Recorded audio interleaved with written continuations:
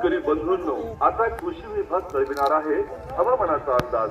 80 ते 100 मिलीमीटर पाऊस झाल्यानंतरच कृषी विभागाच्या सल्ल्यानुसार पेरणी करा आणि दुबार पेरणीचे संकट टाळा। लागवड पद्धती मध्ये ओलावा जास्त काळ टिकतो। आंतरपीक पद्धती शेतकरी बांधवांनो, सोयाबीनच्या मध्ये ओलावा जास्त काळ टिकतो। आंतरपीक पद्धती शेतकरी बांधवांनो, सोयाबीनच्या नमस्कार शेतकरी बंधूंनो, मी दिलीप जाधव, तालुका कृषी अधिकारी भोकर। या खरीप हंगामाच्या पार्श्वभूमीवर मग सर्व शेतकऱ्यांना आवाहन करतोय, यावर्षी एलिनोचा प्रभाव असल्यामुळे पाऊस कमी पडणार आहे। जवळपास 90 ते 92% पाऊस यावर्षी आहे। खचितच यावर्षी पाऊस कमी पडणार असल्यामुळे शेतकऱ्यांनी काही विशेष काळजी घेणे यावर्षी आवश्यक आहे। त्यामध्ये यावर्षी सर्व शेतकरी बंधूंनी 80 ते 100 मिलीमीटर पाऊस झाल्याशिवाय पेरणी करू नये।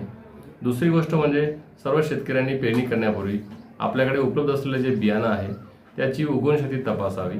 उगवणशक्ती तपासल्यानंतर बीज प्रक्रिया करावी आणि 2 ते 3 सेंटीमीटर पेक्षा खाली बियाणं पडणार नाही याची सर्व शेतकऱ्यांनी काळजी घ्यावी।